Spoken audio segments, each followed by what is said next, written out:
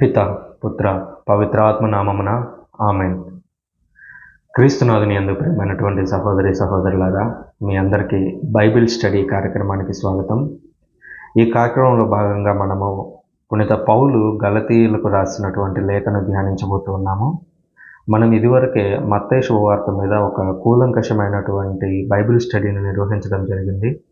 So ఆ వీడియోకి సంబంధించినటువంటి లింక్ను కూడా నేను కింద డిస్క్రిప్షన్లో ఇస్తాను. దాన్ని కూడా మీరు చూడవలసిందిగా కోరుతూ ఉన్నాను.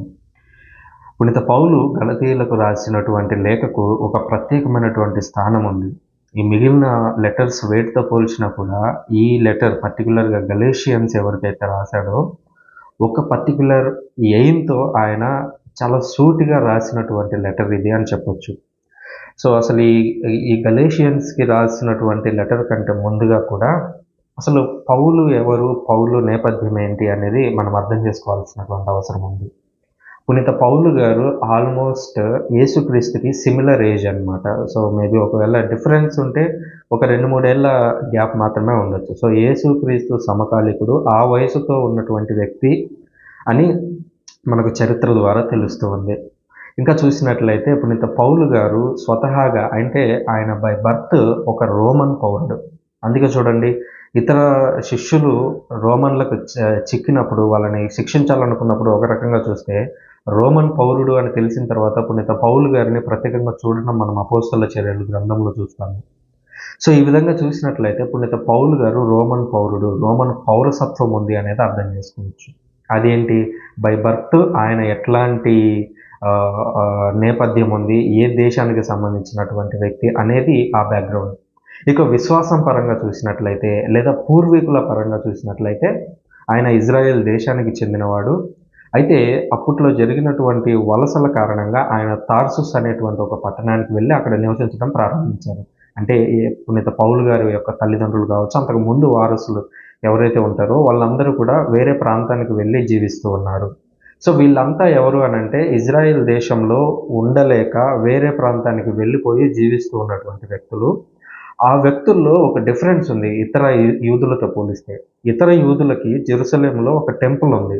సో ఆ టెంపుల్లోకి వెళ్ళి మేము యూదులము, యూదులు ఏవైతే కార్యక్రమాలను చేయాలని ఈ ధర్మశాస్త్రం అనేది చెప్పిందో అవన్నీ కూడా పాటిస్తున్నాము అని ఇజ్రాయెల్ దేశంలో ఉన్నటువంటి యూదులు చెప్తూ ఉండేవాళ్ళు. వాళ్ళు అవి చేస్తూ ఉండేవాళ్ళు కూడా ఎంతో కొంత మేరకి. అయితే ఈ యూదా దేశంలో కాకుండా, ఇజ్రాయెల్ దేశంలో కాకుండా బయటకు వెళ్ళిపోయినటువంటి యూదులు, బయటకు వెళ్ళిపోయి జీవిస్తున్నటువంటి యూదులు వాళ్ళు ఎవరైతే ఉన్నారో వాళ్ళకు దేవాలయం అనేది లేదు. సినగోగులు అని చెప్పేసి చిన్న దేవాలయాలు, మందిర సమాజాలు కట్టుకొని అందులో చిన్న ప్రార్థనలు నిర్వహిస్తూ ఉండేవాళ్ళు అనమాట. సో వాళ్ళు కంప్లీట్గా ఒక యూదుడు ఎలా జీవించాలో అలా జీవించట్లేదు అనేది వాళ్ళ మీద ఉన్నటువంటి ఒక అపనింద. సో పునీత పౌలు గారు కూడా అట్లాంటి ఒక ప్రాంతంలో జీవించిన వారే. అయితే పునీత పౌలు గారే చాలా స్పష్టంగా చెప్పారు, నేను ఒక యూదుడను, యూదులు ఏ ఆచారాలనైతే అనుసరిస్తాడో ఆ ఆచారాలన్నింటినీ కూడా నేను అనుసరిస్తున్నాను అని పునీత పౌలు గారు ఈ గలతీయులకు రాసినటువంటి లేఖలోనే చెప్పడాన్ని మనం రాబోయేటువంటి స్టడీలో గమనిస్తాము. ఇంకా చెప్పాలంటే పునీత పౌలు గారికి ఉన్నటువంటి నాలెడ్జ్ ఎలాంటిదంటే, ఆ రోజుల్లో యేసుక్రీస్తు జీవించినటువంటి కాలంలో ఒకానొక గొప్ప గురువు దగ్గర ఆయన ట్రైనింగ్ తీసుకున్నారు. ఈ బైబిల్కి సంబంధించి, ధర్మశాస్త్రానికి సంబంధించి. ఆయన ఎవరో కాదు, గమాలియేల్. సో ఆ రోజుల్లో గమాలియేల్కి ఒక పెద్ద స్కూల్ ఉండేది. సో ఆ గమాలియేల్ సూపర్విజన్ కింద ఇతను చదువుకున్నట్లుగా మనకు చరిత్ర బోధిస్తోంది. ఇకపోతే పునీత పౌలు గారు, గమాలియేల్ గారు వీళ్ళందరూ కూడా పరిసయ్యులు. సో యూదుల్లో మనం డిఫరెన్స్ అర్థం చేసుకోవాలి. యూదుల్లో రకరకాల విశ్వాసం కలిగిన వాళ్ళు ఉన్నారు. అంటే విశ్వాసం అంతా కూడా ఒకే దేవుడి మీద ఉంది. అయితే ఆ ధర్మశాస్త్రాన్ని అనుసరించే విధానంలో కావచ్చు, నమ్మకాల విషయంలో కావచ్చు కొంచెం తేడా ఉంది. ఈ రోజుల్లో మనం క్యాథలిక్స్, ప్రొటెస్టెంట్స్ అని కొంచెం డివైడ్ అయిపోయి ఉన్నాం కదా. సో కొన్ని ఏవైతే కారణాలు ఉన్నాయో ఆ కారణాల వల్ల ప్రొటెస్టెంట్లు క్యాథలిక్స్ని అంగీకరించట్లేదు, క్యాథలిక్స్ ప్రొటెస్టెంట్స్ని అంగీకరించట్లేదు. సో అలాగే ఆ రోజుల్లో పరిసయ్యులు, సద్దుసీయులు అని 2 రకాల వాళ్ళు ఉండేవాళ్ళు. సో పరిసయ్యులు అని అంటే ఈ పాత నిబంధన మొత్తాన్ని నమ్ముతారు. పాత నిబంధన మలాకి వరకు ఏదైతే ఉందో సో ఈ గ్రంథాలన్నింటినీ నమ్ముతారు పరిసయ్యులు. దాంతోపాటుగా దేవదూతలు అనేవారు ఉన్నారు. అంతేకాకుండా పునరుత్థానం అనేది సాధ్యమే అనేది పరిసయ్యుల యొక్క నమ్మకం. అయితే సద్దుసీయులు వీళ్ళకంటే విభిన్నంగా ఉండేవాళ్ళు. వాళ్ళు కేవలం మొదటి 5 బుక్స్ మాత్రమే, ఏదైతే ద్వితీయోపదేశ కాండం ఉందో, సో ఈ ద్వితీయోపదేశ కాండం వరకు మాత్రమే అంగీకరించేవారు. ఆ తర్వాత ఉన్నటువంటి చరిత్రని జస్ట్ చరిత్రగా చూస్తారు గానీ, అది కంప్లీట్‌గా దేవుడి నుంచి వచ్చిన పుస్తకాలు అని వాళ్ళు అంగీకరించరు. ఎవరు? సద్దుసీయులు. దాంతో పాటుగా పునరుత్థానం అనేది జరగదు అనేది వీళ్ళ యొక్క విశ్వాసం. దాంతో పాటుగా దేవదూతలు అనేవాళ్ళు లేరు అనేది ఈ సద్దుసీయుల యొక్క విశ్వాసం. సో అందుకనే మనం మొదటి కాలంలో యేసుక్రీస్తు చనిపోయి తిరిగి లేచిన కాలంలో మనం పరిస్థితుల్ని అబ్జర్వ్ చేసినట్లయితే, యేసుక్రీస్తుని వెంటనే అనుసరించిన వారిలో చాలామంది పరిజేయులు ఉన్నారు. పరిజేయులు ఎందుకున్నారంటే వాళ్ళు పునరుత్థానాన్ని, దేవదూతలను ఆల్రెడీ నమ్ముతున్నారు అప్పటికే. అందువల్ల యేసుక్రీస్తు యొక్క పునరుత్థానం జరిగిందనగానే ఎక్కువ శాతం నమ్మిన వారిలో ఎక్కువ మంది పరిజేయులే ఉన్నారు. అలాగే పునీత పౌలు గారు కూడా తాను యేసుక్రీస్తుతో ఎన్కౌంటర్ అయిన తరువాత, సో నేను మారాలనుకుంటున్నాను, నిజంగానే యేసుక్రీస్తు చనిపోయి తిరిగి లేచాడు అని చెప్పి తన గురువు అయినటువంటి గమాలియేలు గారితో మాట్లాడినట్లుగా మనకు చరిత్ర చెబుతూ ఉంది. తద్వారా గమాలియేలు గారు కూడా ఆ థియరీ ఏదైతే ఉందో, అంటే చనిపోయి తిరిగి లేవడం అనేది లేఖనాల ప్రకారం అది సాధ్యమే అని చెప్పినట్లుగా కూడా, పునీత పౌలు గారికి చెప్పినట్లుగా కూడా మనకు చరిత్ర బోధిస్తూ ఉందన్నమాట. సో ఇది పునీత పౌలు గారికి సంబంధించినటువంటి విషయం. ఈయన దాదాపుగా మనం చదవబోతున్నటువంటి గలతీయులకు రాసినటువంటి లేఖ అనేది దాదాపుగా క్రీస్తు శకం 50 నుంచి 55 మధ్యలో ఆ టైంలో రాసినట్లుగా మనకు చరిత్ర చెబుతూ ఉంది. అండ్ ఈ గలతీయులకు రాసినటువంటి ఈ లేఖ అనేది ప్రత్యేకించి 5 అంశాల మీద బాగా గట్టిగా డిపెండ్ అయి ఉంటుంది. అంటే ఈ ఉన్నటువంటి 6 అధ్యాయాలు కూడా ఈ 5 అంశాల గురించి చాలా ఎక్కువగా నొక్కి వక్కానిస్తూ ఉంటాయి. అందులో మొదటిది క్రీస్తునందు నూతనత్వం. అనగా ఇప్పటి వరకు యూదులు, అంటే ఈ లెటర్ చదివేటప్పుడు ఒక్క విషయాన్ని జాగ్రత్తగా గుర్తుంచుకోవాలని మీకు ఒక విషయం మనవి చేస్తున్నాను. అదేంటంటే, మనం దీన్ని ఆ టైం పీరియడ్లో నుంచి ఆ పర్టికులర్ పరిస్థితుల నుంచి అబ్జర్వ్ చేయాలి. అంతే తప్ప ఈ రోజు ఉన్నటువంటి మన సిచ్యువేషన్స్లో నుంచి దీన్ని చదవకూడదు. అంటే ఏది, మీరు ఇండివిజువల్గా వ్యక్తిగతంగా చదువుకునేటప్పుడు, దేవుని యొక్క వాగ్దానాలను గురించి చదువుకునేటప్పుడు ఓకే, మీరు ఈ కాలానికి అనువర్తింపజేసుకోవచ్చు. అయితే బైబిల్ స్టడీ అనేది హిస్టారికల్. సో ఆ రోజుల్లో ఏం జరిగింది, క్రీస్తు శకం 50లో, క్రీస్తు శకం 60లో పౌలు గారు ఇది రాసినటువంటి కాలానికి ఏం జరిగింది అనేటువంటి అంశాల గురించి మనం మాట్లాడుతున్నప్పుడు కేవలం ఆ టైం పీరియడ్ని మాత్రమే మీరు దృష్టిలో ఉంచుకోవాలి. ఇకపై నేను మాట్లాడబోయేటువంటి అంశాలు కూడా పర్టికులర్గా నేను మెన్షన్ చేస్తే తప్ప ఇందులో జరిగినటువంటి సంఘటనలు అన్నీ కూడా మొదటి శతాబ్దానికి సంబంధించినవి అని గుర్తించాల్సిందిగా మనవి. సో ఇక్కడ నేను చెప్పినట్టుగా 5 విషయాలను పునీత పౌలు గారు ఈ గలతీయులకు రాసినటువంటి లేఖలో నొక్కి వక్కానించారు. అందులో మొదటిది క్రైస్తులోకి నూతనత్వం. ఇప్పటి వరకు మనమందరం కూడా ఓల్డ్ టెస్టమెంట్ అనేటువంటి కాలంలో జీవించాము, అందులో ఉన్నటువంటి ఆజ్ఞలను అనుసరిస్తూ జీవించాము. అయితే ఇప్పుడు మనము నూతనత్వంలోకి మారాల్సి ఉంది అని పునీత పౌలు గారు ఆ మొదటి శతాబ్దం ప్రజలకు తెలియజేస్తున్నాడు. పర్టికులర్గా ఈ గలేషియా ప్రాంతం అనేది ప్రస్తుతం ఉన్నటువంటి టర్కీ దేశంలో ఉంది. టర్కీ దేశం ఇటీవలే వాళ్ళు నేమ్ చేంజ్ చేసుకున్నారు. తుర్కీయే అని పిలవాలని చెప్పేసి వాళ్ళు ఐక్యరాజ్య సమితికి కూడా వాళ్ళు చెప్పినట్టున్నారు. మేబీ ఎగ్జాక్ట్గా టైం పీరియడ్ అయితే గుర్తులేదు, వాళ్ళు దేశం పేరు మార్చుకున్నారు. సో టర్కీ నుంచి తుర్కియా అయింది. సో ఈ తుర్కియా అంతకుముందు టర్కీకి ముందు ఆసియా మైనర్ అని పిలిచేవాళ్ళు. సో ఈ ఆసియా మైనర్లో ఒకానొక పెద్ద పట్టణమే ఈ గలేషియా అని చెప్పొచ్చు. సో ఆ ప్రాంతంలో ఉన్నటువంటి వ్యక్తుల్లో అత్యధికులు ఇజ్రాయెల్ దేశం నుంచి వెళ్ళిపోయి అక్కడ స్థిరపడినటువంటి వాళ్ళు ఉన్నారు. వాళ్ళతో పాటుగా అన్యులు కూడా జీవిస్తూ ఉన్నారు. ఇక్కడ నుంచి మనం మాట్లాడబోయేటువంటి ప్రతి అంశంలో కూడా అన్యులు అంటే ఎవరంటే, యూదులు కాకుండా మిగిలిన ప్రపంచంలో ఎవరైతే ఉన్నారో వాళ్ళందరూ కూడా అన్యులే. క్రైస్తవాలు కొన్నిసార్లు పొరపాటు పడుతూ ఉంటారు. అన్యులు అంటే మనం క్రిస్టియన్స్ అందరూ దేవుని యొక్క బిడ్డలు, ఇక క్రిస్టియన్ మతంలో కాకుండా ఎవరైతే ఉంటారో వాళ్ళందరూ అన్యులు అనుకుంటారు.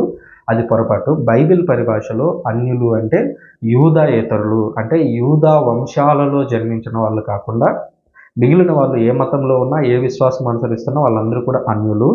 అయితే యేసుక్రీస్తు రాక వలన మనమందరం కూడా స్పిరిచువల్గా యూదా యొక్క బిడ్డలమయ్యాము, యెరూషలేము యొక్క బిడ్డలమయ్యాము, పరలోకపు యొక్క బిడ్డలమయ్యాము అనేటువంటి విషయాన్ని గుర్తించాలి. ఇక్కడ మాట్లాడుతున్నటువంటి మొదటిగా ఆయన క్రీస్తులో నూతనత్వం అనేటువంటి అంశం గురించి మాట్లాడాడు. ఇక రెండవది వ్యక్తిగత విశ్వాస ప్రాధాన్యత. ఎందుకని వ్యక్తిగత విశ్వాసం అనేది ముఖ్యమైనది? ఇప్పుడు మనం చూసినట్లయితే కలెక్టివ్గా మనమందరం కలెక్టివ్గా ఒకే విశ్వాసాన్ని కలిగి ఉంటాము. ఉదాహరణకి మనమందరం కూడా క్రీస్తుని నమ్ముతాము. అలాగే వ్యక్తిగతంగా మీరు ఎంతవరకు దేవుణ్ణి నమ్ముతున్నారు? దేవుణ్ణి నమ్మడం అంటే ఏంటి? యేసుక్రీస్తు చాలా చాలా సింపుల్గా సమాధానం చెప్తాడు దానికి. మీరు నన్ను అనుసరిస్తున్నట్లయితే, మీరు నా మాటలు వింటున్నట్లయితే నా ఆజ్ఞలను గైకొనండి అని చెప్తాడు. సింపుల్గా చెప్పాలంటే మనం ఎవరినైనా ప్రేమిస్తున్నాము లేదా మనం ఎవరినైనా అనుసరిస్తున్నాము అంటే దానికి ఒక గుడ్డి గుర్తు ఏంటంటే వాళ్ళు చెప్పినవి మనం పాటిస్తాము. తల్లిదండ్రుల యొక్క మాటలను పిల్లలు పాటిస్తున్నారు అంటే వాళ్ళు తల్లిదండ్రులకు లోబడి ఉన్నారు అనేది అక్కడ అర్థం.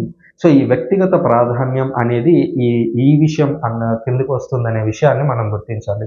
సో మనము దేవుని యొక్క మాటలను పాటిస్తున్నాము అని అంటే ఆ వ్యక్తిగతంగా మనం దేవునితో సంబంధం కలిగి ఉన్నాము అనే విషయాన్ని మీరు ఇక్కడ గుర్తుంచుకోవాలి. ఇక మూడవదిగా దేవుని ప్రజల యొక్క సభ్యత్వము. దేవుని యొక్క ప్రజలు అని స్పెసిఫిక్గా ఎందుకు మెన్షన్ చేస్తున్నానంటే పాత నిబంధన రోజుల్లో కేవలం యూదులు మాత్రమే దేవుని యొక్క బిడ్డలు. కానీ యేసుక్రీస్తు వచ్చిన తర్వాత ప్రపంచంలో ఎంతమంది అయితే యేసుక్రీస్తు ద్వారా తండ్రి దేవుని విశ్వసిస్తారో వాళ్ళందరూ కూడా దేవుని యొక్క బిడ్డలు అవుతున్నారు. సో ఈ కోణంలో నుంచి పరిశీలించినట్లయితే దేవుని ప్రజల యొక్క సభ్యత్వము అని పర్టిక్యులర్గా హైలైట్ చేయడానికి కారణం ఏంటంటే, సో మనం అందరం కూడా యూదులు అని లేదు, యూదేతరులు అని లేదు.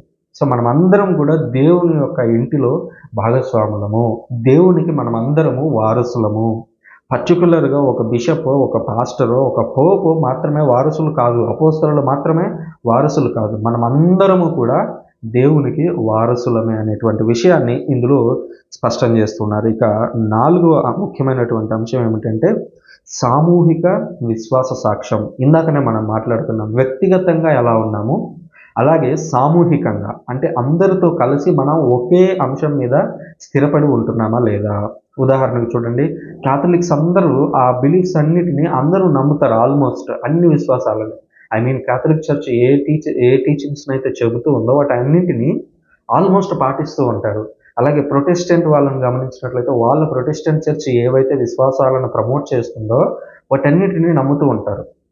సో ఇండివిజువల్ లెవెల్లో చూసినప్పుడు క్యాథలిక్స్ అందరూ ఒక విశ్వాసం, ఒక సామూహికంగా వాళ్ళందరూ ఒకే విశ్వాసాన్ని కలిగి ఉన్నారు. సో క్రిస్టియన్స్ అని హోల్గా చెప్పాలనుకున్నప్పుడు సో మనం అందరము కూడా యేసుక్రీస్తులో భాగస్వాములమై ఉన్నాము, యేసుక్రీస్తును ప్రకటిస్తూ ఉన్నాము. సో ఇది మనందరికీ ఒక సామూహిక సాక్ష్యము. అలాగే గలతీయులకు రాసినటువంటి లేఖలో కూడా అన్యులు యూదులు అనేటువంటి భేదం అనేది పాత నిబంధనల నుంచి మనం అబ్జర్వ్ చేస్తూ ఉన్నాము. ఇకపై అది ఉండబోదు, ఇకపై ఉండబోయేదంతా కూడా సామూహికము అని పునీత పౌలు గారు ఈ లెటర్లో చెప్పడం మనం చూడబోతున్నాము. ఇక చివరిది చూసినట్లయితే సంఘంలో వ్యక్తిగత స్వేచ్ఛ. వ్యక్తిగత స్వేచ్ఛ అంటే అర్థం ఏంటి? స్వేచ్ఛ అనే పదానికి చాలా విస్తృత అర్థం ఉంది. సో విస్తృత అర్థము అని అంటే స్వేచ్ఛ అనేది ఎంత గొప్పది అని అంటే దేవుడు ఆదాము అవ్వలను తయారు చేసి వాళ్ళకు పర్టికులర్గా ఒక స్థలం ఇచ్చి ఆ స్థలంలో ఉండమని చెప్పి ఏదో ఒక పనిని మాత్రం చేయొద్దన్నాడు. కానీ ఆదాము అవ్వలు ఏం చేశారు? ఏదైతే చేయొద్దన్నాడో వీళ్ళు అదే చేశారు. సరే సైతాను వాళ్ళని మాయకు లోన్ చేశాడా, ఏదైనా కానివ్వండి, రీజన్స్ ఏమైనా కానివ్వండి, సో దేవుడు ఏదైతే వద్దన్నాడో అది చేసినట్లుగా మనం చూస్తూ ఉన్నాం. ఈ రోజుల్లో కూడా చూడండి, అరే ఇది చేయొద్దురా అని ఎవరికైనా చెప్పారనుకోండి, వాడి మనసు అంతా అక్కడే ఉంటుంది. అసలు ఎందుకు చేయొద్దన్నాడు ఇది మనం దీన్ని చేసి చూడాలి అనేటువంటి భావన వస్తుంది. సో ఇట్లాంటి ఒక భావన అనేది పాత నిబంధన అంతటా కూడా ఇరుక్కుపోయి ఉంది, లేదా దాంట్లో అంతర్గతంగా లీనమైపోయి ఉంది. సో అది వెంటనే మనకి బయటికి కనిపించదు. కానీ ఆ ఆజ్ఞ ఏదైతే ఉందో ఆజ్ఞను మీరాలనేటువంటి ఆలోచన సాధారణంగానే ప్రజల్లో ఉంటుంది. సో దాని గురించి ఇక్కడ పునీత పౌలు గారు ఈ లెటర్లో హైలైట్ చేయబోతున్నాడు. దాని గురించి మరింత కూలంకషంగా మనం లోపల చర్చిస్తాము. ఇక్కడ వ్యక్తిగత స్వేచ్ఛ అని అంటే మీరు యేసుక్రీస్తును నమ్మడానికి లేదా నమ్మకుండా ఉండడానికి మీకు స్వేచ్ఛ ఉంది. ఆ స్వేచ్ఛలో భాగంగా మీరు దేన్ని నమ్మాలి? ఉదాహరణకి పర్టికులర్గా ఈ లెటర్లో హైలైట్ చేసింది ఏంటంటే కొంతమంది వచ్చి గలేషియన్స్కి ఏదైతే పునీత పౌలు గారు బోధించారో ఒక సువార్తని, ఆ సువార్తను మార్చి చెప్పడానికి ప్రయత్నించారు కొంతమంది వ్యక్తులు. అప్పుడు పునీత పౌలు గారు మీరు ఎందుకు దాన్ని నమ్ముతున్నారు, అది తప్పు, ఎందుకు తప్పు అనేది మనం గలేషియన్స్లో చూస్తాము లెటర్స్లో. అండ్ అది ఎందుకు తప్పు అనేది ఆయన హైలైట్ చేసి చూపిస్తాడు తర్వాత. ఓకే, మీరు దాన్ని నమ్మాలనుకుంటే నమ్మండి, కానీ నేను ముందు ఏదైతే చెప్పానో అది రైట్, ఇది రాంగ్. రాంగ్ని నమ్ముతారా, రైట్ని నమ్ముతారా అని రెండు దారులను పునీత పౌలు గారు ఆ గలేషియా పట్టణంలో ఉన్నటువంటి క్రైస్తవుల ఎదుట, యూదుల ఎదుట ఉంచినట్లుగా మనం చూస్తున్నాం. సో ఆ వ్యక్తిగత స్వేచ్ఛని పునీత పౌలు గారు అక్కడ కల్పించారు. అక్కడ దేవుడు వ్యక్తిగత స్వేచ్ఛని ఇచ్చాడు. పునీత యేసుక్రీస్తు మనకి వ్యక్తిగత స్వేచ్ఛను, శిష్యులే ఉన్నాడు. ఉదాహరణకి యూదా ఉన్నాడు. యూదా మనసు బలవంతంగా యేసుక్రీస్తు మార్చేయాలనుకుంటే మార్చేయగలడు. పాత నిబంధనలో ఏ విధంగా అయితే అవ్వ ఆదాములు కలిసి పడిపోయారో, కొత్త నిబంధనలో యూదా కూడా పడిపోయాడు. దేవుడు ఆపాలి, బలవంతంగా వీడి మెదడులోకి చొచ్చుకుపోయి వీడి మెదడులోని ఆలోచనలను నేను ప్రభావితం చేసి వీడు తప్పు చేయకుండా ఆపాలి అని అనుకుంటే దేవుడు ఆ రోజు నుంచి ఈ రోజు వరకు మనందరినీ రైట్ మార్గంలో ఉంచేవాడు. ఒక హిట్లర్ ఉండేవాడు కాదు, లేదా రాజకీయ నాయకులు ఎవరైతే అబద్ధాలు చెప్తున్నారో అలాంటి అబద్ధాలు ఉండేవి కాదు. ఎవరైతే చెడిపోయినటువంటి గురువులు, పాస్టర్లు, ప్రజలను తప్పుదోవ పట్టించేటువంటి అబద్ధ బోధకులు ఉన్నారో అవన్నీ వచ్చేవి కాదు. దేవుడు మనకి స్వేచ్ఛనిచ్చాడు. స్వేచ్ఛనిచ్చాడు కాబట్టే మనం మనుషులం అయ్యాము. ఆ స్వేచ్ఛ అనేది లేకపోతే ఏమవుతుంది, మనమందరం కూడా రోబోట్స్ అయ్యేవాళ్ళం. అంటే ఒక ప్రోగ్రామ్ చేయబడి ఇదిగో ఈ పరిస్థితి ఎదురైనప్పుడు ఇది చేయండి అని ఏదైతే చెప్తారో అలా ఉంటే మనం అందరం కూడా రోబోట్లం అయ్యేవాళ్ళం. కానీ అలా రోబోట్లు కాకుండా మనుషులుగా ఉండేందుకు దేవుడు అనుమతి ఇచ్చాడు. ఆ మనుషులుగా ఉండేందుకు అత్యంత అవసరమైంది స్వేచ్ఛ. సో ఆ స్వేచ్ఛను కూడా పునీత పౌలు గారు ఇక్కడ మనకు హైలైట్ చేస్తూ ఉన్నారు. మీకు ఎలాంటి స్వేచ్ఛ కావాలి, నిబంధనలో ఉన్నటువంటి స్వేచ్ఛ కావాలా, నిబంధనలు లేనటువంటి స్వేచ్ఛ కావాలా అని ఆ ప్రజల ఎదుట పెట్టడాన్ని మనము బైబిల్లో చూడబోతూ ఉన్నాం ఇప్పుడు. సో ఇది గలతీయులకు రాసినటువంటి లేఖలోని ప్రాథమిక అంశాలు, పునీత పౌలు గారు నొక్కి వక్కానించినటువంటి మొట్టమొదటి 5 అంశాలు. ఇకపై మనము గలతీయులకు రాసినటువంటి మొదటి అధ్యాయాన్ని, గలతీయులకు రాసినటువంటి లేఖలో మొదటి అధ్యాయాన్ని చర్చించబోతూ ఉన్నాము. సో అసలు ఈ లెటర్ ఎందుకు రాశాడు, ఇప్పటి వరకు గలతీయులకి రాసినటువంటి లేఖలో ఉన్నటువంటి అంశాలను మనము చర్చించాము. అయితే ఈ లెటర్ ఎందుకు రాశాడు అనేటువంటి మౌలిక విషయాన్ని నేను ముందు చెప్తాను. అదేంటంటే యేసుక్రీస్తు చనిపోయి తిరిగి లేచి పరలోకానికి వెళ్ళిపోయాడు. వెళ్ళిపోయిన తర్వాత యూదులు మొదటగా యేసుక్రీస్తును కొంచెంగా అంగీకరించారు. ఆ అంగీకరించినటువంటి యూదులు వివిధ ప్రాంతాలకు వెళ్ళిపోయి యేసుక్రీస్తు గురించి, అపోస్తలుల గురించి చెప్పడం ప్రారంభించారు. సో ఆ విధంగా క్రైస్తవత్వం అనేది, అనగా యేసుక్రీస్తును అంగీకరించే వారి యొక్క సంఖ్య పెరిగిపోతూ ఉంది. సో పెరిగేటువంటి క్రమంలో ఒక డిఫరెన్స్ వచ్చింది. అదేంటంటే యూదులు ఉన్నారు, కొత్తగా యేసుక్రీస్తు ద్వారా యావే దేవుణ్ణి తెలుసుకున్నటువంటి అన్యులు ఉన్నారు. సో యూదులకి ఆల్రెడీ కొన్ని ప్రత్యేకమైనటువంటి నియమాలు ఉన్నాయి. ఉదాహరణకి బలులు ఇవ్వాలి, 10 ఆజ్ఞలు పాటించాలి, ప్రత్యేకమైనటువంటి స్నానాలు చేయాలి. So many rules. వాళ్ళకి ధర్మశాస్త్రం మొత్తం దాదాపు 613 ఆజ్ఞలు, 1, 2 కాదు. తుమ్మితే ఒక ఆజ్ఞ, దగ్గితే ఒక ఆజ్ఞ, కింద పడితే ఒక ఆజ్ఞ, లేస్తే ఇంకొక ఆజ్ఞ. సో ఇట్లా 613 ఆజ్ఞలు అనేవి ధర్మశాస్త్రంలో ఉన్నాయి. సో అన్యులు ఉన్నారు. అన్యులు అప్పటి వరకు కూడా వేరే ఏయో దేవుళ్ళని పూజించుకుంటూ పెరిగారు. కానీ ఇప్పుడు యేసుక్రీస్తు వైపు వస్తున్నారు. సో వాళ్ళకి ఒక్కసారిగా ఈ ఆచారాలన్నీ పాటించాలి అంటే అది ఇంపాసిబుల్, కష్టమైనటువంటి విషయం. అది ఎలా ఉంటుందంటే 1వ తరగతి చదివే పిల్లాడికి ఆలు నేర్పించాలి, ఏబిసిడీలు నేర్పించాలి. అలా కాదు అని చెప్పేసి 10వ తరగతిలో ఉండేటువంటి పెద్ద పాఠాలు తీసుకొచ్చి 1వ తరగతి వాడికి చెప్పామనుకోండి, వాడు అర్థం చేసుకోగలరా? లేదు కదా. సో అట్లాగే యూదులు అనేవాళ్ళు ఆల్రెడీ కొన్ని ఆచారాలను అనుసరిస్తూ వస్తున్నారు. ధర్మశాస్త్రంలో ఉన్నటువంటి ఆచారాలను, ధర్మశాస్త్రంలో ఉన్నటువంటి విధులను, ఆజ్ఞలను, ఏదైతే what ever it is. So ధర్మశాస్త్రంలో ఉన్న వాటిని అన్నిటినీ అనుసరిస్తూ వస్తున్నారు. అన్యులకు అలాంటి రూల్స్ ఏమి లేవు. వాళ్ళకి వాళ్ళ దేవుళ్ళకి సంబంధించిన రూల్స్ ఏవో ఉన్నాయి, ఓకే. కానీ పర్టికులర్గా యూదుల యొక్క రూల్స్ని వాళ్ళు పాటించేటువంటి స్థితిలో లేరు.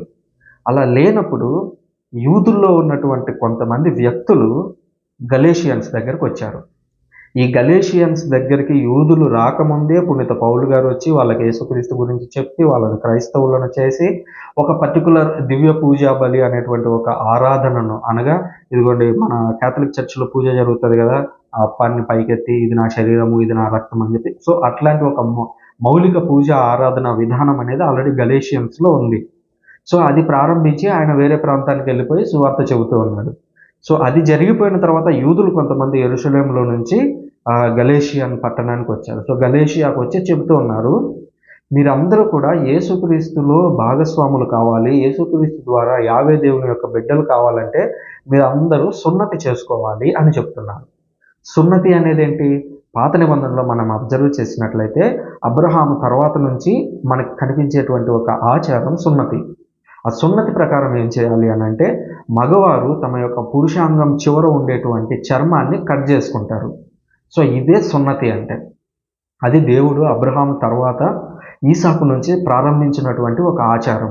అది ఉంటే యూదులు అని అర్థం, అది లేకపోతే అన్యులు అని అర్థం. సో ఇప్పుడు అన్యులకి అలాంటి ఆచారం ఏది ఇంతకు ముందు లేదు.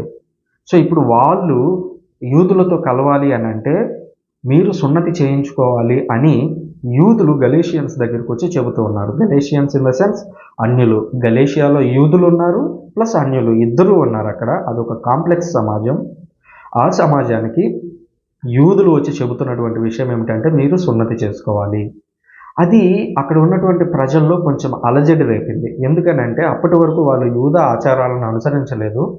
ఇప్పుడు ఒక్కసారిగా సున్నతి చేయించుకోవాలి, యూదుల యొక్క ఆచారాలను పాటించాలి, వాళ్ళకు ప్రత్యేకంగా మిక్వే అని స్నానాలు అవి ఉంటాయి ప్రతి కార్యక్రమానికి ముందుగా. సో మన ఇండియన్ సమాజంలో బ్రాహ్మిన్స్కి రూల్స్ ఉన్నట్లుగా అప్పట్లో వాళ్ళకి యూదులకి రూల్స్ ఉండేవి అనమాట. సో అట్లాంటి రూల్స్ అన్నింటినీ అనుసరించాలి అని అంటే ఈ ఈ వీరికి కష్టమయ్యేది. అయినప్పటికీ కూడా ఆ యూదులు చెప్పినటువంటి మాటలను నమ్మి వీళ్ళు ఆ ఆచారాలను అనుసరించడం ప్రారంభించారు.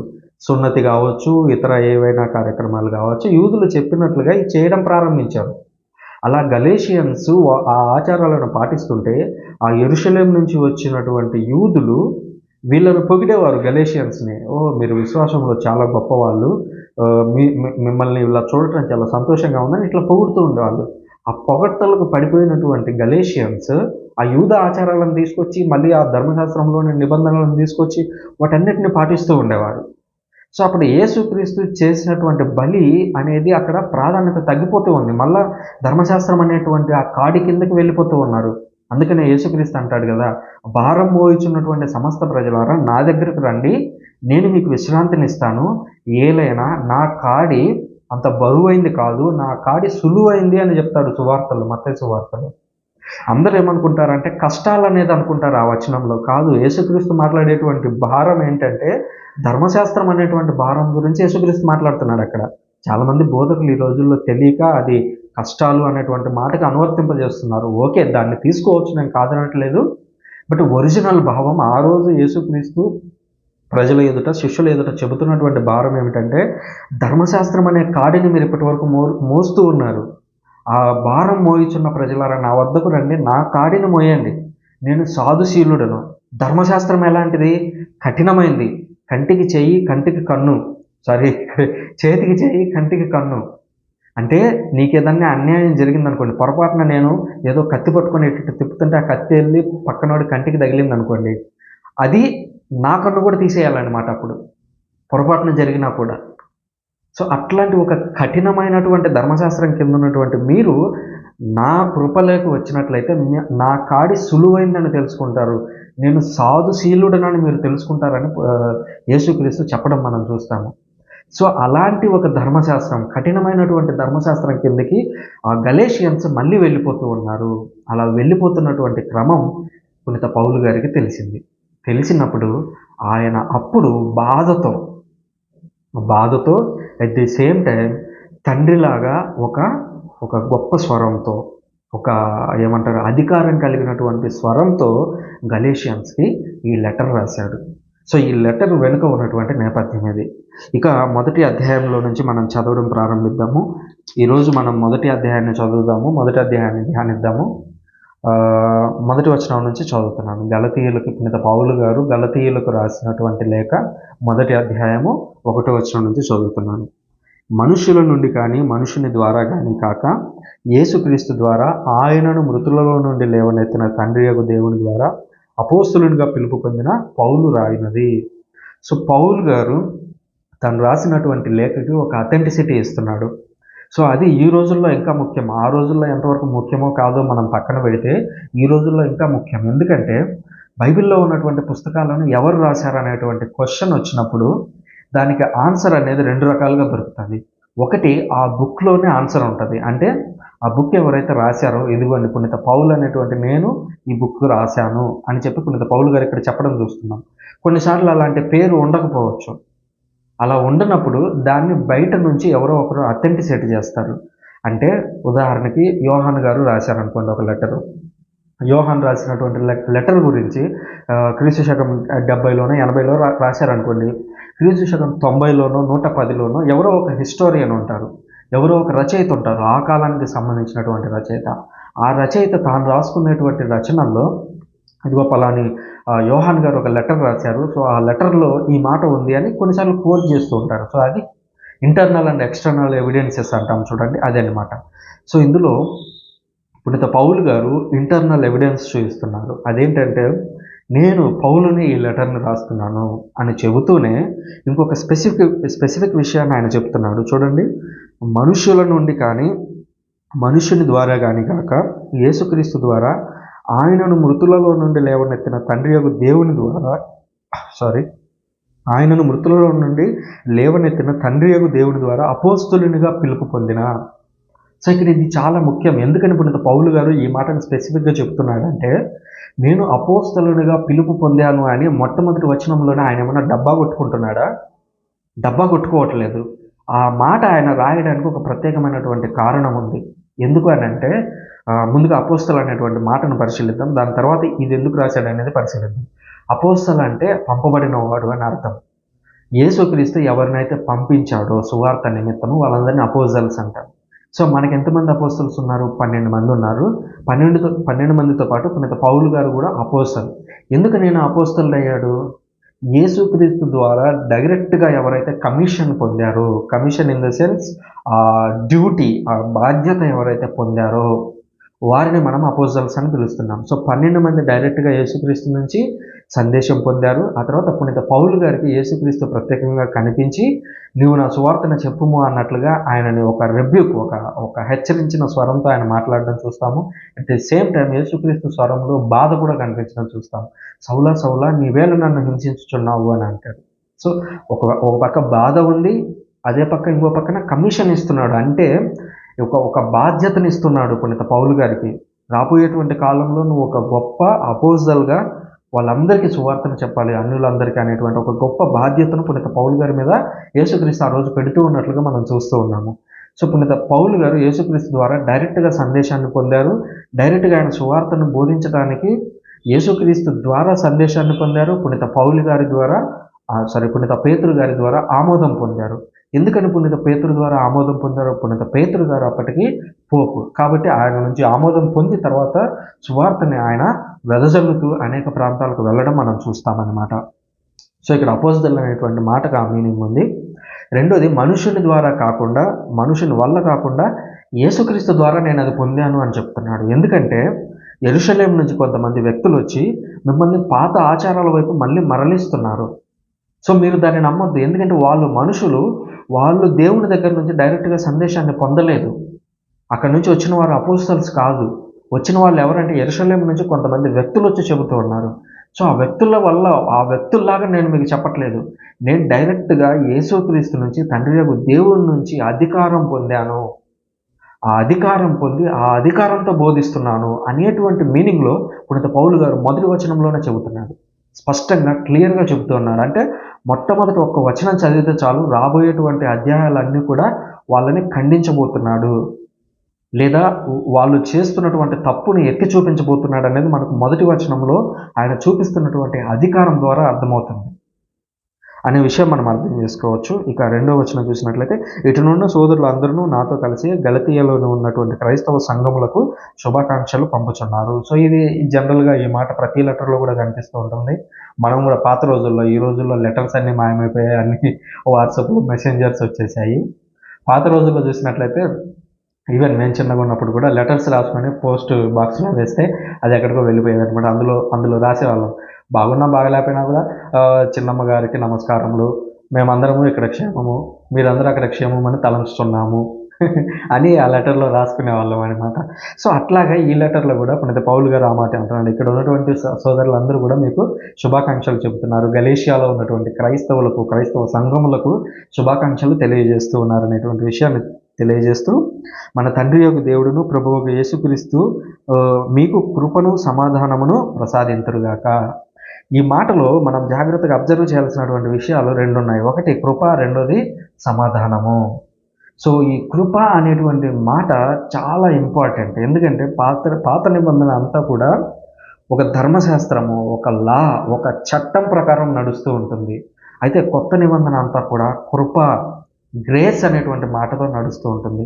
సో ఈ కృప అనేటువంటి మాటకు గ్రీకులో గిఫ్ట్ అనేటువంటి అర్థం ఉంది. గిఫ్ట్ అంటే మనం అర్హులం అయినా కాకపోయినా ఎదుటి వ్యక్తి మన మీద ఉన్నటువంటి ప్రేమతో మనకు ఒక గిఫ్ట్ ఇస్తాడు.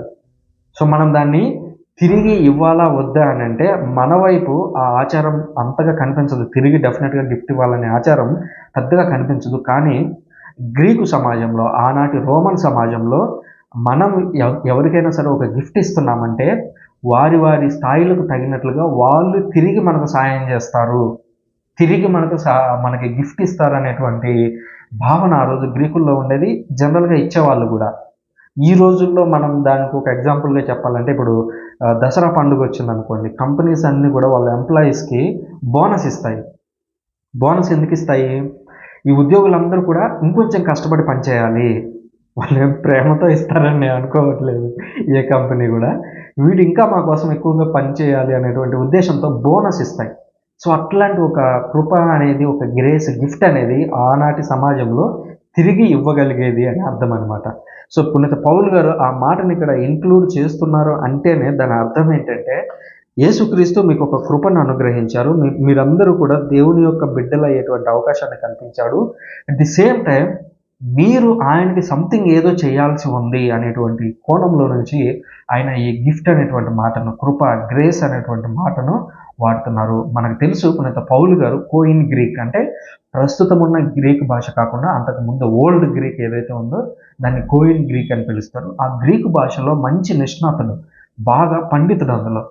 సో అందుకని పునీత పౌలు గారు రాసినటువంటి మాటలను మనం జాగ్రత్తగా పరిశీలించాలి. ప్రతి పదంలో కూడా ఆయన ఏదో ఒక సందేశాన్ని అంతర్లీనంగా దాచి ఉంచుతారు.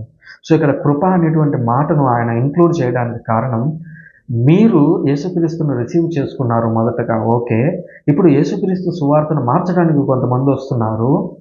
మీరు ఇప్పుడు తిరిగి మీ గిఫ్ట్ని, యేసుక్రీస్తు ఏదైతే కృపను చూపించి మిమ్మల్ని తనతో చేర్చుకున్నాడో దానికి మీరు రిటర్న్ గిఫ్ట్ ఇవ్వాల్సినటువంటి సమయం ఆసన్నమైంది అనేటువంటి ఉద్దేశంతో పునీత పౌలు గారు ఇక్కడ కృప అనేటువంటి మాటను వాడుతున్నాడు. ఆ తర్వాత అంటున్నాడు 4వ వచనంలో, ఈ ప్రస్తుత దుష్టయుగం నుండి మనకు విముక్తి కలిగించుటకై మన తండ్రి యొక్క దేవుని సంకల్పమును అనుసరించి మన పాపముల కొరకు క్రీస్తు ఆత్మార్పణము చేసుకొనెను, దేవునకు సదా మహిమ కలుగునుగాక, ఆమేన్. సో ఇక్కడ మనం జాగ్రత్తగా అబ్జర్వ్ చేయాల్సిందంటే ఈ దుష్టయుగము నుంచి అంటున్నాడు. సో దుష్టయుగము అనేది మనం ఏ కోణంలోంచి ఆలోచించాలి? మనం 2022లో ఉన్నాం కాబట్టి 2022 కోణంలో నుంచి ఈ రోజు ఉన్నటువంటి పరిస్థితి గురించి ఆలోచించకూడదు. అది ఆ రోజు ఉన్నటువంటి పరిస్థితుల గురించి ఆలోచించాలి. ఆ రోజు ఉన్నటువంటి పరిస్థితి ఏంటి? 2 రకాలు. ఒకటి, రాజ్యాలు, రాజులు ఉన్నటువంటి కాలం అది. 2, ధర్మశాస్త్రం నడుస్తున్నటువంటి కాలం అది. సో రాజ్యాల గురించి, రాజుల గురించి, వాళ్ళకు వ్యతిరేకంగా మాట్లాడినటువంటి అంశాలు బైబిల్లో చాలా తక్కువ. ఈవెన్ యేసుక్రీస్తు దగ్గరికి కూడా వచ్చి వాళ్ళందరూ, చాలామంది పరిచయులు, శాస్త్రులు వచ్చి మాకు గుర్తును చూపించు, మాకు గుర్తును చూపించు అంటారు. దాని అర్థం ఏంటి? మాకు ఒక గొప్ప అద్భుతం చేసి, ఒక మోషేలాగానో లేదంటే ఒక దానియేలులాగా సింహాల బోన్లో ఉండేటట్టునో ఒక గొప్ప అద్భుతం చేసి నువ్వు వస్తున్నటువంటి రాబోయేటువంటి మెస్సయ్య నువ్వే అని ప్రూవ్ చేసుకో. మెస్సయ్య అంటే ఎవరు? ప్రపంచ రాజ్యాలన్నింటినీ జయించి దావీదు సింహాసనం మీద కూర్చునేటువంటి ఒక గొప్ప రాజు అనేది యూదుల యొక్క నమ్మకం. సో అలా మాకు గుర్తును చూపించు అనేవాళ్ళు. అయినప్పటికీ యేసుక్రీస్తు ఆ సిచ్యువేషన్ని అవాయిడ్ చేశాడు. ఎందుకంటే తాను వచ్చింది రాజ్యాలను, రాజులను జయించడానికి కాదు. అసలు వాళ్ళు ఎంతటి వాళ్ళు రాజ్యాలను, రాజులను జయించడం దేవుడు అనుకుంటే పెద్ద విషయమా? యేసుక్రీస్తు వచ్చింది ఎందుకు అని అంటే మనుషుల యొక్క మనసులను జయించడానికి, చెడు మనసులను జయించి వాటిని మంచిగా మార్చడానికి యేసుక్రీస్తు వచ్చాడు. సో అందుకు ఇక్కడ పునీత పౌలు గారు మాట్లాడుతున్నటువంటి దుష్ట యుగము లేదా దుష్ట కాలం ఏదైతే ఉందో అది ధర్మశాస్త్ర కాలము అని మనం అర్థం చేసుకోవాలి. అంటే ప్రతీది కూడా రూల్స్తో అది కంబైన్ అయి ఉంటుంది. సో మనం ఏదన్నా చేయాలనుకుంటే ఆ రూల్లో నుంచే చేయాలి. ఆఖరికి ప్రార్థన చేయాలన్నా కూడా రూల్స్. మీరు రోజుకి ఇన్నిసార్లు ప్రార్థన చేయాలి, ప్రార్థన చేసేటప్పుడు ఇలాగే ప్రార్థన చేయాలి అనేటువంటి కొన్ని వందలాది రూల్స్ ఆ రోజుల్లో ఉండేవి. సో ఈ దుష్ట యుగము దేవునికి దగ్గర చేయడానికి బదులుగా అది దూరం చేస్తుంది దేవునికి. సో అట్లాంటి ఒక దుష్ట యుగములో నుంచి మనలను విముక్తి కలిగించుటకు తండ్రి దేవుని యొక్క సంకల్పం అనుసరించి యేసుక్రీస్తు తనకై తాను ఆత్మార్పణం చేసుకున్నాడు. సెల్ఫ్ సాక్రిఫైస్, ఆత్మార్పణం చేసుకున్నాడు. సో యేసుక్రీస్తు కేవలం శిలువ మీద మరణించడం అనేది రోమన్ల వల్ల జరిగినటువంటి ఒక కార్యక్రమం కాదు. యూదులు ఎప్పుడు కూడా బలులు అర్పిస్తూ ఉండేవాళ్ళు. అది ఒక రకంగా చెప్పాలంటే అది మూఢాచారం. లాజికల్గా ఆలోచించినట్లయితే ఒక గొర్రె పిల్లని ఈరోజు నేను ఒక పాపం చేశాను, ఒక గొర్రె పిల్లని తీసుకొని వెళ్ళి దేవాలయం ఎదుట, దేవుని ఎదుట దాన్ని నరికేసి దాన్ని మంటలో వేస్తాను. అప్పుడు నా పాపం అనేది ఆ గొర్రె పిల్ల వల్ల ఎలా పోతుంది? పోదు కదా. లాజికల్గా ఆలోచిద్దాం. ఓకే, ఆచారాల పరంగా పోతుంది. ఇజ్రాయేల్ సమాజం దాన్ని ఒక 2000 సంవత్సరాలు పాటించింది. కానీ యేసుక్రీస్తు అనేటువంటి ఒక వ్యక్తి అక్కడ బలి అవుతూ ఉన్నారు. ఒక గొర్రెపిల్ల స్థానంలో నువ్వు నేను చేసినటువంటి పాపాలకు మనము శిక్ష అనుభవించాల్సి ఉండగా మన బదులు ఒక వ్యక్తి అనుభవిస్తున్నాడు. అట్లీస్ట్ ఇప్పుడు మనం బాధ్యతలు తీసుకుంటాం చూడండి. ఒక చిన్నపిల్లాడు ఉన్నాడు, వాడు తెలియక ఎదురుగా వస్తున్నటువంటి ఒక కారు అలా వెళ్తుంటే ఒక రాయి తీసుకొని కారు కేసి కొట్టాడు అనుకోండి. అప్పుడు ఆ కారు యొక్క అద్దం పగిలిపోతుంది. పగిలిపోయినప్పుడు ఆ కారు ఓనర్ బయటకు వచ్చి, మీ పిల్లాడు పగల కొట్టాడు, ఇప్పుడు నన్ను ఏం చేయమంటారంటే అప్పుడు తండ్రి వస్తాడు అక్కడికి. తండ్రి వచ్చి, సరే అండి, మా పిల్లాడు ఏదో తెలియక తప్పు చేశాడు, సరే ఆ అద్దం రిపేర్ చేయించడానికి ఇదిగో ఒక 2000 అవుతుంది, ఇదిగో నా 2000 నేను కాంపెన్సేట్ చేస్తాను అంటే బాధ్యత తీసుకోవడం.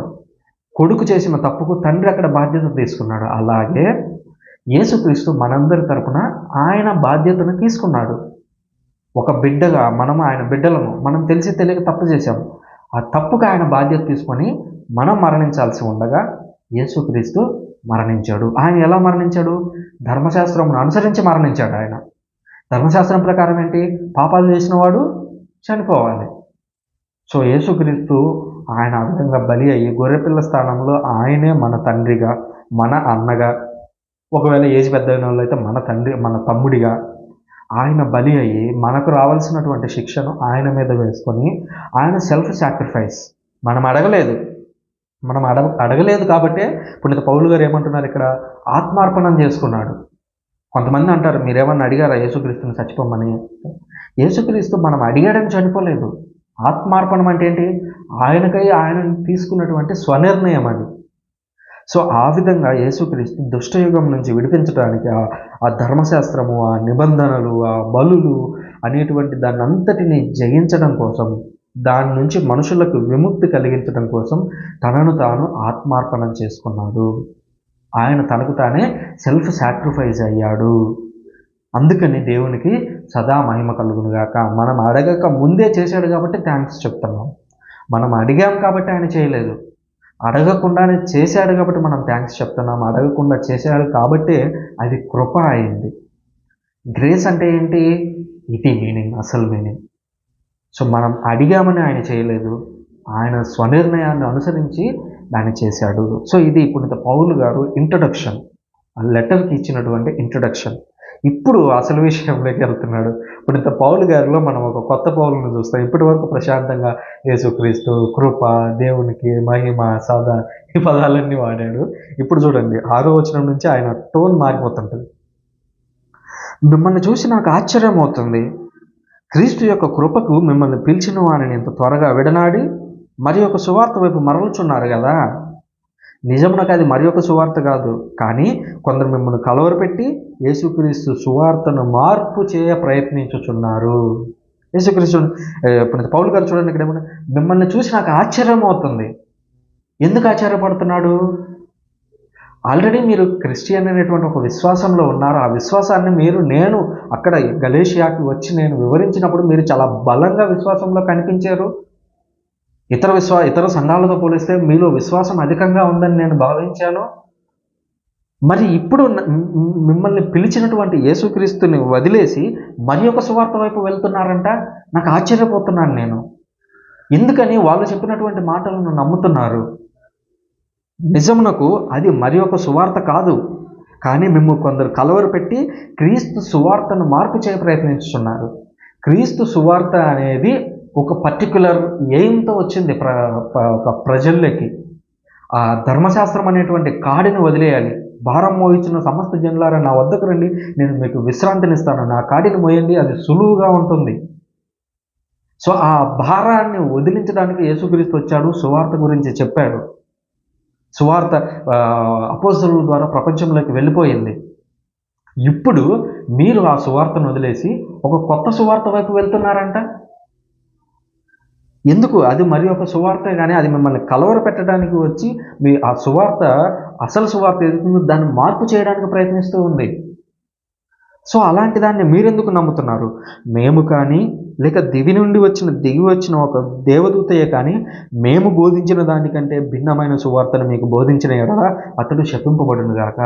పొరపాటున మేమే తప్పు చేసి మేమే ఏదో అనుకొని మేమే వచ్చి మార్పు చేయడానికి ప్రయత్నించామనుకోండి, అప్పుడు కూడా మేము శపింపబడును గాక. ఎందుకంటే సువార్త అనేది ఒక్కటే ఉంది. యేసుక్రీస్తు మన కోసం వచ్చాడు, చనిపోయాడు, తిరిగి లేచాడు. తిరిగి లేచిన తర్వాత ధర్మశాస్త్రం అనేటువంటి కాడి అంతమైపోయింది. ధర్మశాస్త్రం బదులుగా క్రీస్తు ప్రేమశాస్త్రం వచ్చింది. ఆ క్రీస్తు ప్రేమశాస్త్రంలో మనం జీవించాలి. ఇదే అసలైనటువంటి సువార్త. కానీ ఈ సువార్తను మీరు వదిలేసి పాత సువార్త వైపు లేదా ఒక కొత్త సువార్త వైపు, ఎవడో తీసుకొచ్చినటువంటి ఒక కొత్త సువార్త వైపు వెళ్తున్నారంట. అది రాంగ్. దాన్ని మీరు నమ్మొద్దు. అట్లాంటి సువార్త వాళ్ళే కాదు, ఒకవేళ మేమే తీసుకొచ్చామనుకోండి పొరపాటున, అయినా కూడా నమ్మొద్దు. అతడు శపింపబడును గాక అని అక్కడ గద్దిస్తున్నట్లుగా చూస్తూ ఉన్నాము. ఇంకా అంటున్నాడు, ఇది మేము పూర్వమే చెప్పి ఉంటిమి, కానీ ఇప్పుడు మరలా చెప్పుచున్నాము, మీరు స్వీకరించిన సువార్త కంటే వేరైన మరి ఒక సువార్త మీకు ఎవడైనా బోధించినచో అతను శాపగ్రస్తుడగును గాక. ఇలాంటి సువార్తను మార్పు చేసేటువంటి వ్యక్తులు వస్తారు. అందులో ఉన్నటువంటి మాటలను తమకు అనుకూలంగా మార్చుకునేటువంటి వ్యక్తులు వస్తారు అని మేము మీకు ఎప్పుడో చెప్పాము ఆల్రెడీ. అయినప్పటికీ మీరు పొరపాటు పడ్డారు. అయినా మళ్ళీ చెప్తున్నాను. పునీత పౌలు గారు ఒక తండ్రి స్థానంలో ఉండి మాట్లాడుతున్నాడు చూడండి. మీకు ఆల్రెడీ చెప్పాను, మళ్ళీ ఒకసారి చెప్తున్నాను.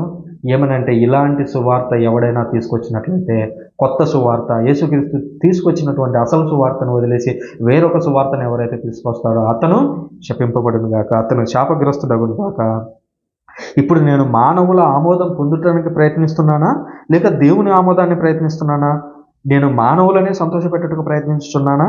ఒకవేళ నేను ఇంకనూ మానవులను సంతోషపెట్టడానికి ప్రయత్నిస్తున్నట్లయితే నేను క్రీస్తు సేవకుడనై ఉండను. ఎంత కఠినంగా చెప్తున్నాడు చూడండి. నేను ఇప్పుడు సంతోషపెట్టాలని చూసేది ఎవరిని? మనుషులనా, దేవుణ్ణా? మనుషులనే సంతోషపెట్టాలని చూసినట్లయితే ఓకే, మీరందరూ సున్నతి చేసుకోండి, మీరందరూ ధర్మశాస్త్రాన్ని అనుసరించండి, ధర్మశాస్త్రంతో పాటు యేసుక్రీస్తుని కూడా అనుసరించండి అని చెప్పుండేవాడిని. అలా చెప్తే యూదుల్లో అసలు భేదభావమే వచ్చేది కాదు. అందరూ కూడా యేసుక్రీస్తుని అనుసరించే వాళ్ళు. యూదుల్లో యేసుక్రీస్తుని కూడా ఒక ప్రవక్తగా జాయిన్ చేసేసుకొని ఆయనకు కూడా ఏదో గౌరవ రెస్పెక్ట్లు ఇస్తూ ఆయన చెప్పినటువంటి మాటలను కూడా అనుసరిస్తూ ఉండేవాళ్ళు. అప్పుడు అసలు ఆ గొడవలే ఉండేవి కాదు కదా. మొదటి శతాబ్దంలో యూదులని అక్కడి పరిచయలే, అక్కడ ఉన్నటువంటి యూద అధికారులే హింసించారు. పునీత పౌలు గారిని కావచ్చు, పునీత పేతురు గారిని కావచ్చు, వీళ్ళందరినీ మొట్టమొదటిగా హింసించింది ఎవరు? యూదులే. యేసుక్రీస్తుని సిలువ వేయించింది ఎవరు? అందరూ అనుకుంటారు యేసుక్రీస్తుని సిలువ వేయించింది రోమా రాజ్యం అనుకుంటారు. అసలు రోమా తరపున పిలాత్ ఏమన్నాడు? రోమా రాజ్యం తరపున వాడికి దేవుడు అంటే తెలియదు పిలాత్కి. వాడు సూర్యదేవుని ఆరాధించేటువంటి వ్యక్తి. వాడు ఏమన్నాడు యేసుక్రీస్తు గురించి? పిలాతును గౌరవించలేము ఇంకో రకంగా. ఇతనిలో నాకు ఏ తప్పు కనిపించట్లేదురా నాయన అంటున్నాడు యూదుల ముందు. కానీ యూదులు ఏమంటున్నారు? వాడిని సిలువ వేయండి అని కేకలేశారు. చంపింది, యేసుక్రీస్తును చంపింది రోమన్ సామ్రాజ్యం కాదు. రోమన్ సామ్రాజ్యం కేవలం ఆమోదం ఇచ్చింది. ఎందుకంటే మేబీ వాళ్ళ రీజన్స్ వాళ్ళకు ఉన్నాయి. అంతర్గతంగా తిరుగుబాటు వస్తే మా సామ్రాజ్యం కూలిపోద్ది అనేటువంటి ఒక భయంతో వాళ్ళు యేసుక్రీస్తుని శిలువ మరణానికి అప్పగించారు. బట్ శిలువ మరణాన్ని కోరింది ఎవరు? యూదులే. సో అక్కడ రోమా సామ్రాజ్యాన్ని మనం నెగిటివ్గా అనుకోవడానికి లేదు. చాలామంది ఈ రోజుల్లో కావాలని రోమా సామ్రాజ్యాన్ని, పర్టికులర్ రోమన్ క్యాథలిక్ చర్చ్ అనేది ఉంది కాబట్టి ఆ రోమా సామ్రాజ్యం యేసుక్రీస్తుని చంపింది, మళ్ళీ మీరెందుకు ఆ రోమన్ సామ్రాజ్యాన్ని బలపరుస్తారని అడుగుతారు. రోమా సామ్రాజ్యం తరపున పిలాతు ఏమంటాడు, ఇతనిలో నాకే తప్పు కనిపించడం లేదు, ఇతను నేను వదిలేస్తాను, ఒక పండుగకి ఆచారం ఉంది కదా, ఆ పండుగ ద్వారా అయినా వదిలేయాలని ట్రై చేశాడు. పిలాతు యొక్క భార్య, ఆమె క్రైస్తవురాలుగా మారింది తర్వాత రోజుల్లో. సో ఇదంతా మనం గమనించినట్లయితే రోమా సామ్రాజ్యం కాదు యేసుక్రీస్తును చంపాలనుకుంది, రోమా సామ్రాజ్యం కాదు పునీత పౌలు గారిని హింసించాలనుకుంటుంది, హింసిస్తున్నది. అక్కడ పునీత పౌలు గారు అదే చెప్తున్నారు చూడండి, నేను ఎవరిని సంతోషపెట్టడానికి ప్రయత్నిస్తున్నాను, మనుషులని. అంటే ఇక్కడ ఇన్ ద సెన్స్ ఇది యూదులకి చెప్తున్నటువంటి మాట అని అర్థం చేసుకోవాలి. ఒకవేళ నేను యూదులని సంతోషపెట్టాలని ప్రయత్నించినట్లయితే ధర్మశాస్త్రం పాటించండి, సున్నతి పాటించండి, ఆజ్ఞలన్నీ పాటించండి, యేసుక్రీస్తును కూడా అనుసరించండి అని చెప్పేవాడిని. అలా చెప్తే నాకు ఇంక ఏ శ్రమలు ఉండేవి కాదు కదా. ఎందుకని నేను యూదుల నుంచి వ్యతిరేకత ఎదుర్కొంటున్నాను, ఎందుకని యూదులను నన్ను చంపాలని ప్రయత్నిస్తూ ఉన్నారు, ఎందుకని నేను అదంతా చేస్తున్నాను అని అంటే, నేను దేవుణ్ణి సంతోషపెట్టడానికి ప్రయత్నిస్తున్నాను. దేవుణ్ణి సంతోషపెట్టాలంటే ఏం చేయాలి, సున్నతి అనే ఆచారం కావచ్చు, ధర్మశాస్త్రం కావచ్చు, అంతకుముందు పాత నిబంధనలో ఏవైతే 613 ఆజ్ఞలు ఉన్నాయో ఆ కాడిని వదిలిపెట్టాలి. ఆ కాడిని వదిలిపెట్టాను కాబట్టి యూదులందరూ నా మీద కోప్పడుతున్నారు. సో ఇప్పుడు మీరు ఆ కాడిని మళ్ళీ నెత్తికెత్తుకుంటారంటున్నారు. ఎందుకు? మిమ్మల్ని చూసి నాకు ఆశ్చర్యం అవుతుంది గలతీయులారా అని పునీత పౌలు గారు అక్కడ చెప్పడం చూస్తున్నాం.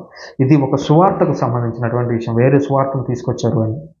ఆ తర్వాత పునీత పౌలు గారు అంటూ ఉన్నారు, 11వ వచనం నుంచి చదువుతున్నాను. సోదరులారా, నేను మీకు తెలియజేయుచున్నాను, నేను బోధించు సువార్త మానవ కల్పితం కాదు, నేను దానిని ఏ మనుషుని వద్ద నుండి పొందలేదు, ఎవరును నాకు దానిని బోధింపలేదు, యేసు క్రీస్తే నాకు బయలుపరచను.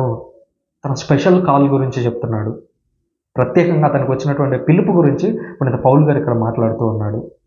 కొంతమంది వ్యక్తులు మీ దగ్గరకు వచ్చారు, వాళ్ళ మాటలు నమ్ముతున్నారు. వాళ్ళకి ఎవరు చెప్పారు ఆ మాటలని, ఆ సువార్తని ఎవరు చెప్పారు వాళ్ళకి?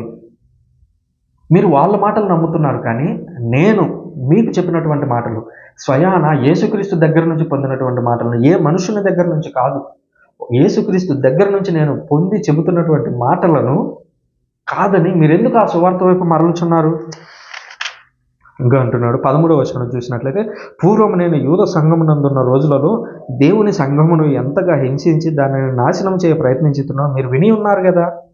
యూద మతమును అవలంబించుటలో నా వయసు గల తోడి యూదులు అనేకులలో నేనే అగ్రగణ్యుడనై ఉంటిని. మన పూర్వుల సంప్రదాయములపై ఎంతో ఆసక్తి కలిగి ఉండేది వాడిని. అరే, మీరు అనుకుంటున్నారు ఒక సున్నతి పాటిస్తే లేదంటే ధర్మశాస్త్రంలో ఉన్నటువంటి కొన్ని ఆజ్ఞలను పాటిస్తే నేను గొప్పవాడిని అయిపోయానని మీరు అనుకుంటున్నారు, కానీ నేను మీకంటే ఇంకా చాలా గొప్పవాడిగా బతికాను రా నాయన. ఆ ఆజ్ఞలన్నింటిని పాటించుకుంటూ బతికిన వ్యక్తిని రా నాయన నేను చూడండి, యూద మతను అవలంబించటంలో నా వయసు గల తోడి యూదులందరితో, ఇతర యూదులతో పోలిస్తే నేను దాంట్లో తోపుగా ఉండేవాడిని. ఆజ్ఞలను పాటించడంలో నా తర్వాతే ఎవరైనా, అలా నేను జీవించినటువంటి వ్యక్తిని. కానీ నా తల్లి గర్భమునందే దేవుడు దయతో నన్ను తన సేవకై పిలిచెను. ఆయనను అన్యులకు బోధించుటకు గాను దేవుడు నా కుమారుని నాకు ప్రత్యక్షపరచుటకు ఉద్దేశించినప్పుడు నేను వెంటనే ఏ సలహా కొరకు ఏ మనుషుని వద్దకు పోలేదు. సో చూడండి, తన ప్రత్యేక కాల్ ఇది ఎక్కడ జరిగింది?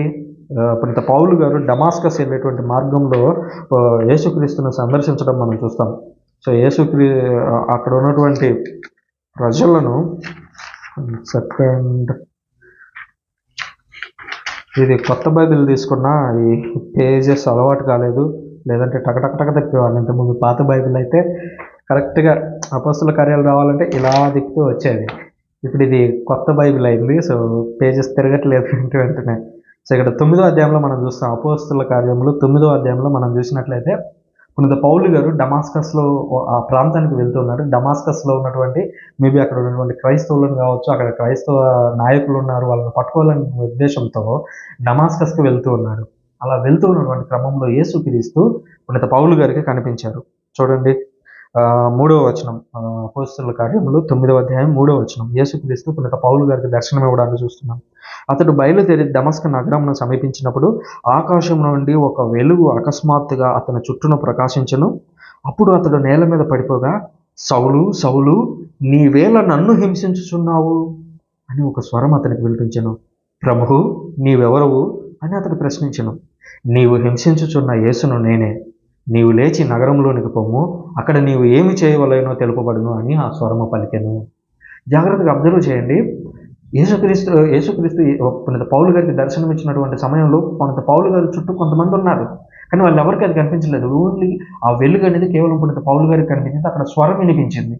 ఆ స్వరంలో, సౌలు సౌలు నీవేళ నన్ను హింసించుచున్నావు.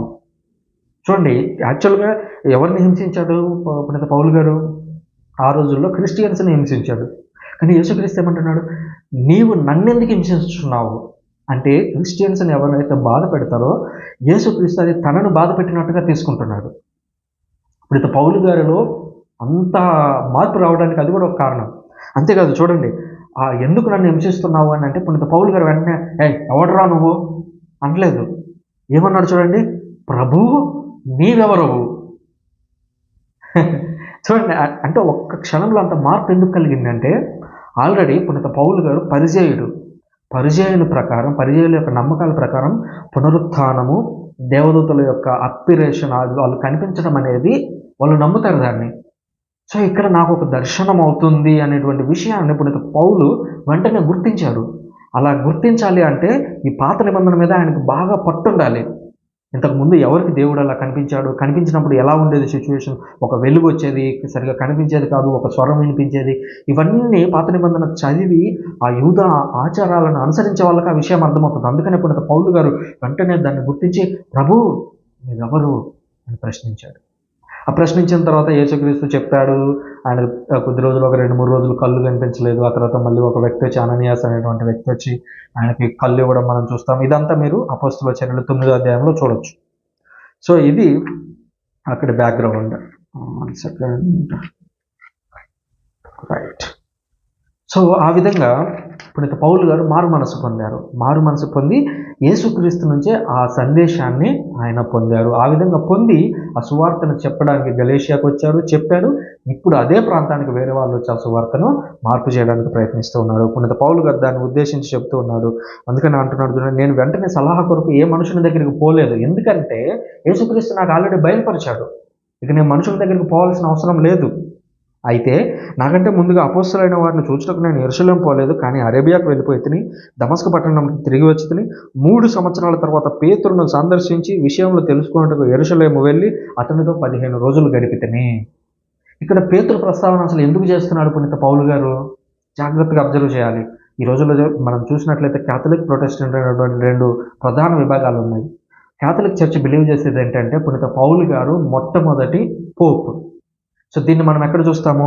మత్తయి శుభవార్త 16వ అధ్యాయము 18వ వచనం చూసినట్లయితే, మత్తయి శుభవార్త 16వ అధ్యాయం 18వ వచనం చూసినట్లయితే యేసుక్రీస్తు అక్కడ పునీత పేతురు గారితో మాట్లాడుతున్నాడు. పేతురు గారితో ఏమంటున్నాడు? నీవు పేతురువు, ఈ రాతి మీద నా సంఘమును నిర్మించదను, నీకు పరలోక రాజ్యపు తాళపు చెవులను ఇచ్చేదను. భూలోకమందు నీవు దేనిని బంధింతువో అది పరలోకమందు బంధింపబడను, భూలోకమందు నీవు దేనిని విప్పుదువో అది పరలోకమందు విప్పబడను అనెను. సో పునీత పేతురు గారి మీద యేసుక్రీస్తు ఒక సంఘాన్ని నిర్మించాడు అనగా, ఆ సంఘానికి పెద్ద నాయకునిగా పునీత పేతురు గారిని యేసుక్రీస్తు నియమించాడు. సో ఆ 11 మంది అపోస్తలులు ఎవరైతే ఉన్నారో, ఆ 11 మంది కొత్త వ్యక్తిని ఎంచుకోవాల్సి వచ్చినప్పుడు, అంటే మత్తీయ గారి ఎన్నిక జరిగినప్పుడు, ఇది అపోస్తలుల చర్యలు మొదటి అధ్యాయంలో కనిపిస్తుంది. సో మత్తీయ గారిని ఎన్నుకోవాల్సి వచ్చినప్పుడు కొత్త వ్యక్తిని చీట్లు వేసే పద్ధతి ద్వారా ఎన్నుకున్నారు. ఆ ఎన్నుకున్నప్పుడు ఆమోదం తెలిపినటువంటి వ్యక్తి పునీత పేతురు గారు. ఎందుకంటే ఆయనకి ఇచ్చినటువంటి ఆ పెద్ద స్థానము, లేదా పెద్ద నాయకుడు, లేదా ఆ సంఘానికి పెద్ద అనేటువంటి విషయాన్ని గుర్తించాలి. సో ఆ సంఘానికి పెద్ద అనేటువంటి స్థానాన్ని కథోలికులు పోప్ అని పిలుస్తారు. సో ఈ విధంగా మొదటి పోప్ అయినటువంటి పేతురు దగ్గరికి పునీత పౌలు గారు వెళ్ళారు. ఎందుకు వెళ్ళారు ఆయన దగ్గరికి? సో ఆయన దగ్గర నుంచి ఒక అనుమతి అనేది పొందాలి, లేదా అట్లీస్ట్ ఆయనకు విషయం తెలియజేయాలి. ఎందుకనంటే యేసుక్రీస్తు తాను స్థాపించినటువంటి సంఘాన్ని పునీత పేతురు గారికి అప్పగించారు. సో మిగిలిన అపోస్తలులు ప్రపంచంలో ఎక్కడికి వెళ్ళినా కూడా వాళ్ళందరూ కూడా పునీత పేతురు గారితో సంబంధం కలిగి ఉండేవారు.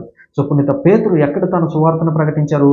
రోమా నగరానికి వెళ్ళి అక్కడే సువార్తను ప్రకటించి అక్కడే తాను హతసాక్షిగా మరణించాడు.